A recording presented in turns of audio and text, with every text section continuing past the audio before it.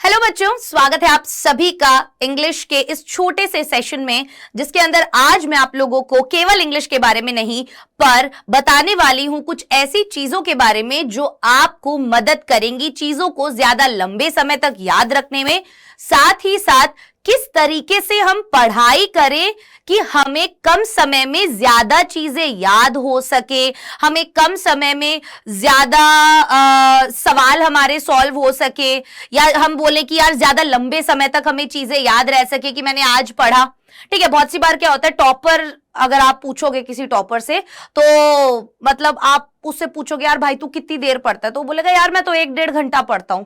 ठीक है, कुछ कुछ होते हैं ऐसे जो आपको पागल बनाने का काम जरूर करेंगे, तो ऐसे लोगों की बातों में कभी ना आना नहीं होता है। कोई ऐसे बोले ना कि मैं तो 1-1.5 घंटे पढ़ के कर लेता हूं, 100 में से कोई एक बच्चा होता है, ठीक है, कि भाई 1-1.5 घंटा पढ़ा और उसने बहुत अच्छा स्कोर कर लिया। पर हम आम जो जनता है ना, जो हम बच्चे हैं, हमें क्या करना पड़ेगा, इनफैक्ट हर एक बच्चा यही करता है, कुछ चीजों का लगातार लगातार लगातार ध्यान देता है। और लगातार शब्द से एक चीज आती है समझ में, दैट इज कंसिस्टेंसी। जी हां, सबसे इंपॉर्टेंट और सबसे मेन चीज जो है, जहां पर बच्चा बहुत ज्यादा अपने आप को फायदा दे सकता है, अपने रिजल्ट को इंप्रूव कर सकता है, वो चीज है कंसिस्टेंसी, निरंतरता, लगातार प्रैक्टिस। कैसे मैम? आप लोगों को एक चीज का ध्यान रखना होगा। मैं ये नहीं बोल रही कि तुम्हें 1 घंटा पढ़ना है या तुम्हें रोज 10 घंटे पढ़ना है, तुम किसी और को देखकर पढ़ाई करो, नहीं कि वो गेम खेल रहा है तो मैं भी खेल लेता हूं, वो एग्जाम टाइम पे पढ़ेगा तो मैं भी पढ़ लेता हूं। ये वाली चीज अभी हमें सोचनी नहीं है। हमें क्या सोचना है कि यार मेरे लिए क्या चीज बेहतर है, मेरे लिए क्या चीज इंपॉर्टेंट है। तो ये एक ऐसी चीज है जो हर बच्चे के लिए इंपॉर्टेंट होती है, कंसिस्टेंसी। आप बेशक अपने दिन का 1 घंटा निकाल रहे हो पढ़ने के लिए, बेशक आप अपने दिन के ये सोच के बैठे हो कि मैं 2 चैप्टर करूंगा, पर अगर आप उस चीज को कॉन्टिन्यूअसली कंसिस्टेंटली कर रहे हैं, निरंतर तरीके से कर रहे हैं, तो उसका फायदा आपको बहुत ज्यादा होने वाला है। हम अक्सर क्या करते हैं, अपने आप को ओवरलोड कर लेते हैं। तो सेकंड तरीका जो है आप लोगों का, वो ये होना चाहिए कि आपको ओवरलोड नहीं करना है अपने आप को।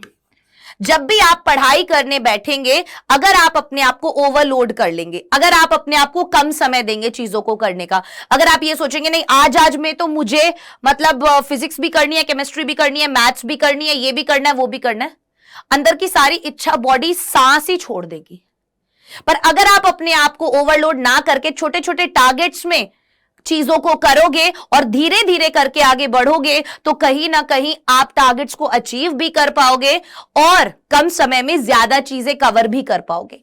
पर हम जब क्या करते हैं, हम जब ओवरलोड कर लेते हैं अपने आप को, तो हमारा जो ब्रेन है या हमारी जो बॉडी है वो हमारा उतना साथ नहीं दे पाती। और जब हम ओवरलोड कर लेते हैं अपने आप को, तो जो चीज हमने सोचा था कि हम करेंगे, उसको हम उतने बेटर तरीके से भी नहीं कर पाते, लॉन्ग रन के लिए भी नहीं कर पाते। ठीक है, तो हमेशा अपनी लाइफ में छोटे छोटी चीजें, छोटे छोटे टारगेट्स बनाओ, उन्हें पूरा करो ताकि कॉन्फिडेंस आए और फिर आगे बढ़ सको। हमेशा हमेशा जरूरी है। ये वो वाला टाइम टेबल या वो वाला स्केड्यूल नहीं बनाना आप लोगों को जो आप पूरा ना कर सको। हमेशा वो टाइम टेबल बनाओ, हमेशा वो स्केड्यूल बनाओ जिसे आप पूरा कर सकते हो।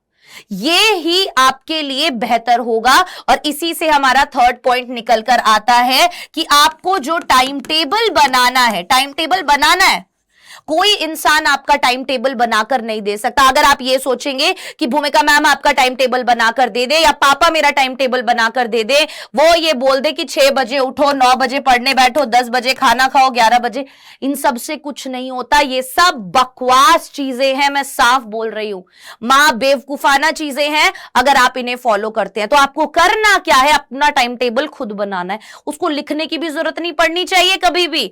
क्यों? क्योंकि दिमाग में ही वो चीज सेट होती है कि यार आज मेरे को कुछ नहीं करना, आज मेरे को मैथ्स की ये 2 एक्सरसाइज ना निकालनी है, बस ये मेरा टाइम टेबल है। अब मेरा टाइम टेबल ये है कि मैं पूरे दिन में चाहे जैसे करूं, पर मैं आज सोऊंगा तभी जब मेरी ये 2 एक्सरसाइज ऐसी हो जाएंगी कि मुझे नींद में उठा के भी अगर कोई पूछेगा ना तो भी मैं उसका जवाब दे दूंगा।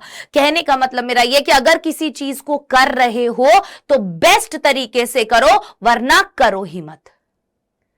हम क्या करते हैं, ब्लैंक होकर बिल्कुल पढ़ाई करने के लिए बैठ रहे हैं। नहीं करना यार ये वाला काम, हमें ये सोच के बैठना है कि यार आज जो मैं पढ़ने बैठा हूं ना, वो मैं ऐसा पढ़ के उठूंगा कि किसी को भी, मुझे कोई भी सवाल कहीं से भी कोई करेगा ना, तो मैं उसका जवाब दे पाऊंगा। तो टाइम टेबल कैसा बनाना है, टाइम टेबल ऐसा बनाना है जिस टाइम टेबल को फॉलो कर सको। टाइम टेबल ऐसा बनाना है कि समय से पहले तुम्हारा सिलेबस कंप्लीट हो सके।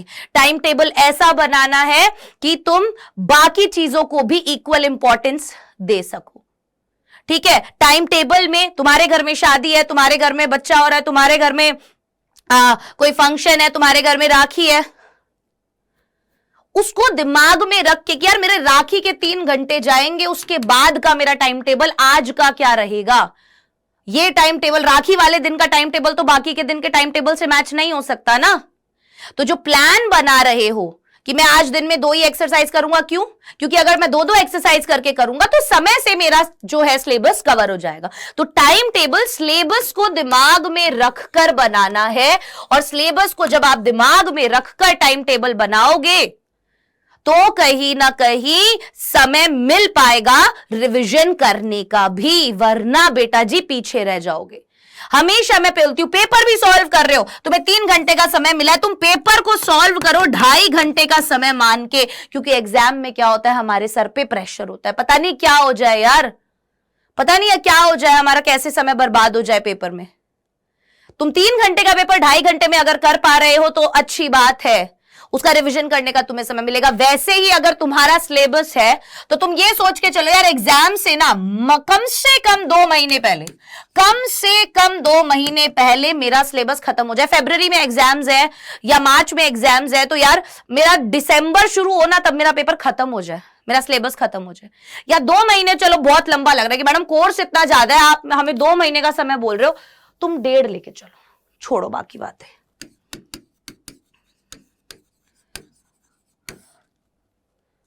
1.5 महीने का समय, क्यों बोल रही हूं मैं 1.5 महीने का समय?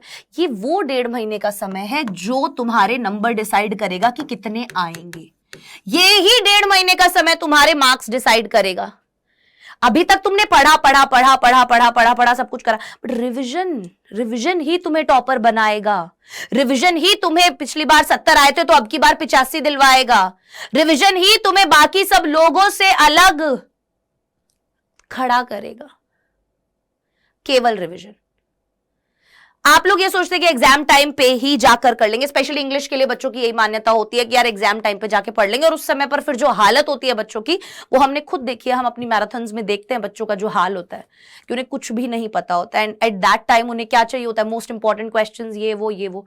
और जो सारे साल हम most important questions, most important chapters, ये वाला टॉपिक इंपॉर्टेंट है कर लो बोलते हैं, उस पर बच्चा बिल्कुल ध्यान नहीं दे पाता। तो ये तीसरी चीज जो मैंने तुम्हें टाइम टेबल वाली बताई यार, वो तुम्हें किस तरीके से बनाना ये भी समझ में आ ही गया होगा। अब चौथी चीज जिसके बारे में मैं बात कर रही हूं, डिस्ट्रैक्शंस। क्या डिस्ट्रैक्शंस? डिस्ट्रैक्शंस ये नहीं है कि फोन ही तुम्हारा डिस्ट्रैक्शन है, ठीक है। कुछ डिस्ट्रैक्शंस ऐसे भी होते हैं कि हमारा जो मन है ना, मन, वो सबसे बड़ा डिस्ट्रैक्शन है। वो दौड़ेगा इधर उधर, 100% दौड़ेगा। तो तुम्हें क्या करना है, तुम्हें स्मार्ट प्ले करना है, तुम्हें उसके साथ खेलना है, उसे वो चीजें अवेलेबल करवानी ही नहीं है।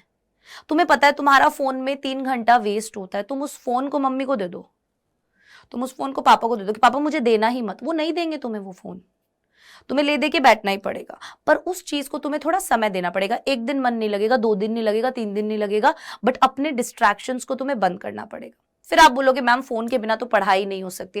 देन अपने फोन में जो भी ऐप है जो आपको क्या कर रहे हैं, डिस्ट्रैक्ट कर रहे हैं, उन सभी ऐप्स को गायब कर दो, अनइंस्टॉल कर दो, नोटिफिकेशंस बंद कर दो, और कुछ नहीं कर सकते हो तो। और ये सोच के तो मत बैठो कि 2 मिनट रील देखूंगा और फिर मैं काम पे लग जाऊंगा, 2 मिनट यूट्यूब शॉर्ट्स देखूंगा फिर काम पे लग जाऊंगा। यार कैरी मिनाती क्या कर रहा है, यार ट्रिगर्ड इंसान क्या कर रहा है, यार एल्विश यादव क्या कर रहा है, यार भाई सिस्टम है अपना। तो इन सब बातों में जाना ही नहीं है, उन सबके सिस्टम सेट हो चुके, तुम्हारा हैंग हो जाएगा। समझ रहे हो? तो इस समय पर जो आप लोग जिस एज में हो, उसमें बहुत इंपॉर्टेंट चीज वो है कि आप सेल्फिश हो जाओ, केवल सेल्फिश हो जाओ। अगर सेल्फिश हो गए तो कहीं ना कहीं कुछ अचीव कर लोगे, राइट? तो बस इस बात का ध्यान रखते हुए अपने डिस्ट्रैक्शंस को, घर में कोई रिलेटिव आ रहा है, मम्मी कुछ काम कह रही है, पापा कोई और बात कह रहे हैं, घर में गाने चल रहे हैं, आज तो ये फिल्म आने वाली है, दोस्त ने बोल दिया छोड़ना, क्या करेगा पढ़ाई करके, रील देख लेता हूँ, शॉर्ट्स देख लेता हूँ, आज तो यार मेरा मन नहीं कर रहा, आज गर्लफ्रेंड ने मिलने बुलाया हुआ है। भूल जाओ इन चीजों को कुछ टाइम के लिए, और अगर नहीं भूल सकते तो प्लीज इनके लिए समय निकालना है तो अपनी पढ़ाई को प्रायोरिटी दे के समय निकालना है। और अगर कुछ समय के लिए इन चीजों को प्रायोरिटी नहीं दोगे ना तो कुछ बुरा नहीं होगा, पर अगर तुमने अब इन चीजों को प्रायोरिटी दे दी और अपनी पढ़ाई को प्रायोरिटी नहीं दी तो कहीं ना कहीं ये सब लोग ही तुम्हें कुछ सालों बाद बता देंगे तुम्हारी औकात क्या है। समझ रहे हो ना? तो बस इस बात को दिमाग में डाल लो कि यार मुझे डिस्ट्रैक्शंस को कैसे टैकल करना है। मेरे डिस्ट्रैक्शंस क्या है? मेरे डिस्ट्रैक्शंस अलग हो सकते हैं, तुम्हारे डिस्ट्रैक्शंस अलग हो सकते हैं, इसका डिस्ट्रैक्शन अलग हो सकता है, इसको रील देखना पसंद है, मुझे टीवी देखना बहुत ज्यादा पसंद है, इसे अपनी गर्लफ्रेंड से बात करना पसंद है, इसे पबजी देखना बहुत पसंद है, ये इसके व्लॉग्स देखना बहुत पसंद करता है, ये कुछ और करना बहुत पसंद करता है। उन्हें पता है यार मेरे डिस्ट्रैक्शंस क्या है। अगर मैं उन डिस्ट्रैक्शंस में अब तक अपने दिन के 3 घंटे वेस्ट कर रहा था तो अब से मैं केवल आधा घंटा वेस्ट करूंगा। ध्यान रखना इस बात का। क्या करूंगा अब से मैं केवल अपना आधा घंटा इन चीजों को दूंगा मैं, ठीक है, मैं एकदम से नहीं छोड़ सकता, दूंगा मैं, पर मैं इतना समय नहीं दूंगा जितना मैं यूजुअली देता हूं, ठीक है। स्टार्टिंग के लिए बोल रही हूं मैं। आपने हमेशा देखा होगा जो मतलब एक बार की मेहनत चाहिए होती है यार, वो एक बार की मेहनत चाहिए होती है, वो एक बार का जज्बा, वो एक बार का जुनून चाहिए होता है किसी भी चीज को करने के लिए, राइट। और हमारी आखिरी चीज